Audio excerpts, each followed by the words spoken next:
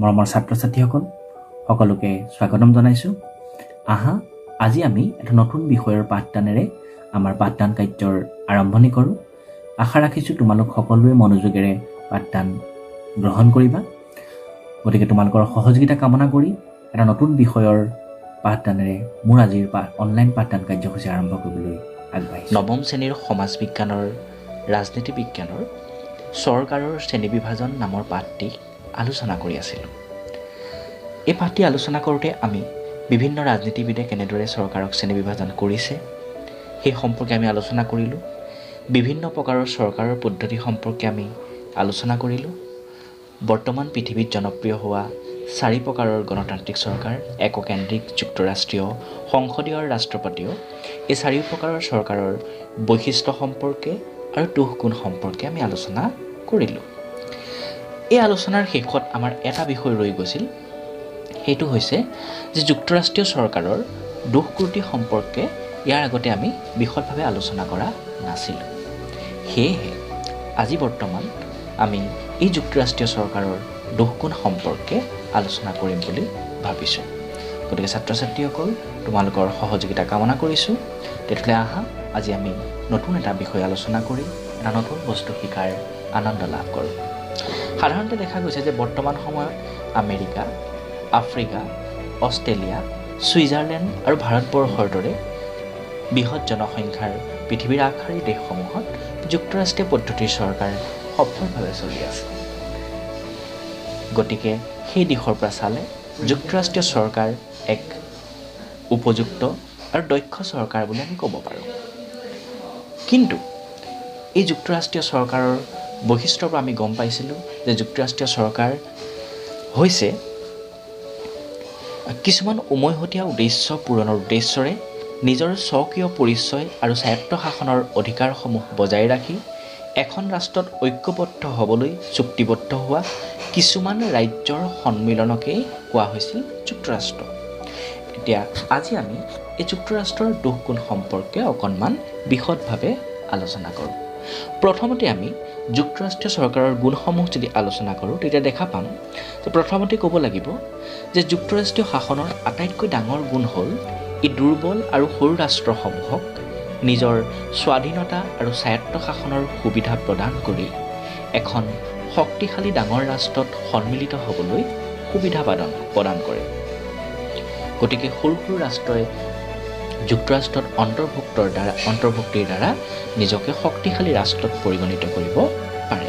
ইয়াক আমি যুক্তৰাষ্ট্ৰৰ এটা উল্লেখযোগ্য গুণ বুলি ক'ব পাৰোঁ।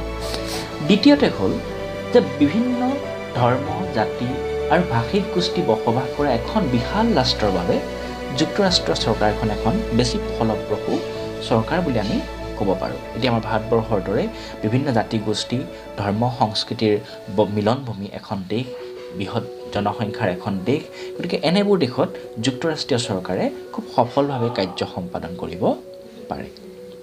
তৃতীয়তে যুক্তৰাষ্ট্ৰীয় শাসন ব্যৱস্থাত ক্ষমতাৰ সাংবিধানিক বিভাজন থকা বাবে সমগ্ৰ ৰাষ্ট্ৰৰ যিবিলাক উমৈহতীয়া বিষয় সেইসমূহ কেন্দ্ৰীয় চৰকাৰে আৰু আঞ্চলিক প্ৰকৃতিৰ বিষয়সমূহ ৰাজ্যিক চৰকাৰে দক্ষতাৰে পৰিচালনা কৰিবলৈ সুবিধা পায়। আৰু ইয়াৰ ফলত কি হয়, এক উৎকৃষ্ট আৰু দক্ষ শাসনৰ প্ৰচলন হয়। গতিকে এইটো এটা আমি যুক্তৰাষ্ট্ৰৰ গুণ বুলি ক'ব পাৰোঁ।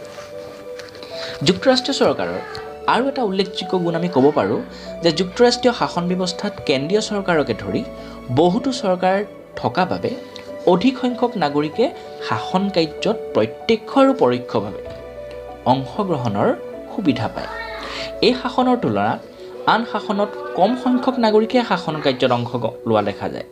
কিন্তু যুক্তৰাষ্ট্ৰত কি হয়, যথেষ্ট সংখ্যক নাগৰিকে প্ৰত্যক্ষ নাইবা পৰোক্ষভাৱে চৰকাৰত অংশগ্ৰহণ কৰাৰ কাৰণে সুবিধা পায় আৰু সেইবাবে তেওঁলোকৰ দেশৰ প্ৰতি আনুগত্য, দেশৰ প্ৰতি শ্ৰদ্ধা ভক্তি বা নিজৰ নাগৰিক হিচাপে তেওঁলোকৰ সচেতনতাটো বৃদ্ধি পায়। যুক্তৰাষ্ট্ৰীয় চৰকাৰৰ আৰু এটা গুণ যেতিয়া আমি চাওঁ তেতিয়া আমি ক'ব পাৰোঁ যে যুক্তৰাষ্ট্ৰীয় শাসন ব্যৱস্থাত ক্ষমতাৰ বিকেন্দ্ৰীকৰণ ব্যৱস্থা থকাত অন্তঃবিপ্লৱৰ শংকা কম থাকে আৰু কেন্দ্ৰীয় চৰকাৰ স্বেচ্ছাচাৰী হোৱাৰ প্ৰৱণতা নাথাকে। অৰ্থাৎ যুক্তৰাষ্ট্ৰীয় চৰকাৰত ৰাজ্যসমূহৰ মাজত যি বিপ্লৱ সেই বিপ্লৱ হোৱাৰ মানে ভিতৰি বিদ্ৰোহৰ সম্ভাৱনা কিন্তু আমি একেবাৰে নাই বুলি ক'ব পাৰিম। গতিকে ছাত্ৰ ছাত্ৰীসকল, এইবিলাক গুণলৈ যদি লক্ষ্য ৰাখোঁ তেতিয়াহ'লে আমি যুক্তৰাষ্ট্ৰক উৎকৃষ্ট চৰকাৰ বুলি ক'ব পাৰোঁ। কিন্তু হ'লেও আমাৰ সমালোচকসকলে যুক্তৰাষ্ট্ৰক কিন্তু সমালোচনাৰ পৰা হাত সাৰিবলৈ দিয়া নাই। ইয়াৰ বহুতো আসোঁৱাহ তেওঁলোকে বিচাৰি উলিয়াইছে। গতিকে যুক্তৰাষ্ট্ৰৰ এনে কেইটামান দোষ যদি আমি ফঁহিয়াই আলোচনা কৰোঁ তেতিয়া দেখা পাম যে প্ৰথম কথা হ'ল যে যুক্তৰাষ্ট্ৰ হ'ল একেখন ৰাষ্ট্ৰতে বহুতো চৰকাৰ থকা ৰাষ্ট্ৰ। এই চৰকাৰসমূহৰ মাজত ক্ষমতাৰ বিভাজনক লৈ নানা বিৰোধী মনোভাৱৰ সৃষ্টি হোৱাৰ সম্ভাৱনা অতি বেছি। কেন্দ্ৰীয় চৰকাৰ আৰু ৰাজ্যিক চৰকাৰসমূহৰ মাজত ক্ষমতাৰ পৰিধি লৈ বা সীমাৰেখাক লৈ নানা বাদ বিবাদৰ সৃষ্টি হোৱা দেখা যায়। গতিকে এইটো এটা যুক্তৰাষ্ট্ৰৰ আমি দোষ বুলি ক'ব পাৰোঁ। দ্বিতীয়তে, যুক্তৰাষ্ট্ৰত ক্ষমতাৰ বিভাজন থকা হেতুকে কেন্দ্ৰীয় আৰু ৰাজ্যিক দুয়ো প্ৰকাৰৰ চৰকাৰেই দুৰ্বল হৈ পৰে। কাৰণ এখন চৰকাৰৰ হাতত সকলো ক্ষমতা নাথাকে। এই চৰকাৰবোৰে এখনে আনখনৰ ওপৰত নিৰ্ভৰ কৰিব লগা হয়। গতিকে অকল সকলোবোৰ ক্ষমতা যদি কেন্দ্ৰীয় চৰকাৰৰ হাতত থাকিলেহেঁতেন তেতিয়া শক্তিশালী হ'লহেঁতেন।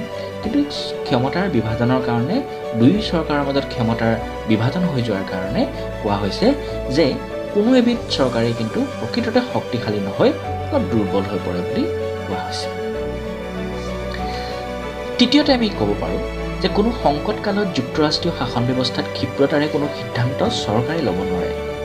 সিদ্ধান্ত লোৱাত অযথা পলম হ'ব পাৰে।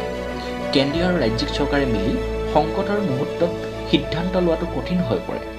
মুঠতে জৰুৰী অৱস্থাত যুক্তৰাষ্ট্ৰীয় চৰকাৰ উপযোগী নহয় বুলি কোৱা হয়। চতুৰ্থতে আমি যুক্তৰাষ্ট্ৰৰ আন এটা দোষ ক'ব পাৰোঁ যে যুক্তৰাষ্ট্ৰৰ সংবিধান সাধাৰণতে অনমনীয় আৰু সেইকাৰণে সময়ৰ লগত খাপ খোৱাকৈ আৱশ্যক মতে সংবিধান সংশোধন কৰি পৰিস্থিতিৰ লগত মুখামুখি হোৱাটো কিন্তু সম্ভৱ নহয়। গতিকে সংবিধানৰ অনমনীয়তাটো যুক্তৰাষ্ট্ৰৰ এটা দোষ বুলি কোৱা হৈছে। ইয়াৰ পিছত আমি ক'ব পাৰোঁ যে যুক্তৰাষ্ট্ৰীয় ব্যৱস্থাটো হ'ল অধিক ব্যয়বহুল, অত্যাধিক খৰচী। বহুতো চৰকাৰ থকা হেতুকে প্ৰত্যেক চৰকাৰে নিজা নিজা শাসন ব্যৱস্থাৰ বাবে অসংখ্য বিষয়া কৰ্মচাৰী বা প্ৰশাসনিক ব্যৱস্থাৰ প্ৰয়োজনীয় কাম কাজ কৰিব লগাত পৰে। আৰু ফলত কি হয়, আন চৰকাৰৰ তুলনাত যুক্তৰাষ্ট্ৰীয় চৰকাৰত খৰচৰ মাত্ৰাটো যথেষ্ট বৃদ্ধি পায়। গতিকে এইটো এটা আমি যুক্তৰাষ্ট্ৰৰ দোষ বুলি ক'ব পাৰোঁ।